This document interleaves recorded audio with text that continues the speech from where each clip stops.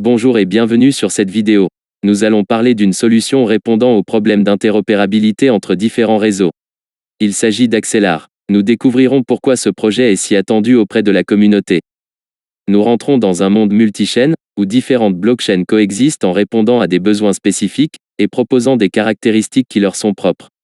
Ethereum, Algorand, Terra, NIR, et d'autres fournissent une infrastructure pour les utilisateurs et développeurs permettant d'utiliser des applications décentralisées. Ces applications construites sur différents réseaux deviennent de plus en plus populaires. Une problématique apparaît: comment les faire interagir?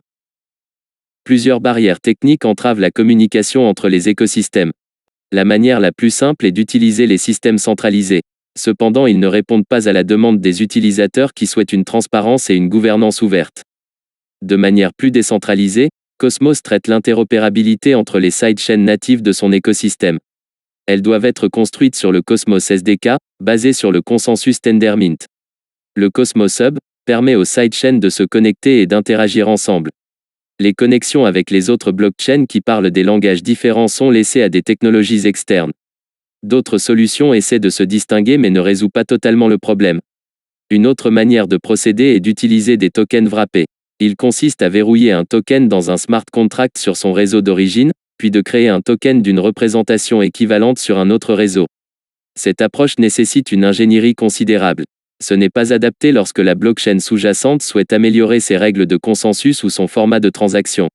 Venons-en à Axelar. Pour relier tous ces réseaux et permettre aux applications de communiquer, Axelar propose une suite de protocoles et d'API. Les deux technologies fondamentales que nous allons découvrir sont le CGP et le CTP. Le Cross-Chain Gateway Protocol, appelé CGP, s'exécute sur une seconde couche. Il est utilisé pour connecter plusieurs écosystèmes de blockchain tout en étant responsable du routage. Ce protocole ne demande pas aux développeurs d'apporter des modifications spécifiques pour créer cette connexion, même pour une blockchain qui a un langage de programmation différent. Le Cross-Chain Transfer Protocol, appelé CTP, est un protocole fonctionnant au-dessus CGP et d'autres technologies de routage. Son rôle est de permettre aux développeurs de connecter leur application décentralisée sur n'importe quelle blockchain afin d'effectuer des requêtes cross-chain. Ainsi, il permet aux utilisateurs la composabilité à travers différentes blockchains en utilisant de simples appels API. Axelar suit un modèle de preuve d'enjeu délégué à finalité instantanée. Un utilisateur peut choisir de déléguer son enjeu et par défaut son pouvoir de vote à un validateur qui votera donc en son nom. De manière plus technique, si un utilisateur dispose d'un enjeu important, il peut exécuter un nœud de validateur et sera élu par délégation des parties prenantes. Ces validateurs ont pour objectif de garantir la sécurité entre les bridges reliant les multiples réseaux. Les bridges que le réseau Axelar entretient sont adossés à des comptes à seuil. De ce fait, presque tous les validateurs doivent collectivement autoriser toute demande cross-chain. Un système de signature à seuil permet à un groupe de diviser une clé secrète pour un système de signature.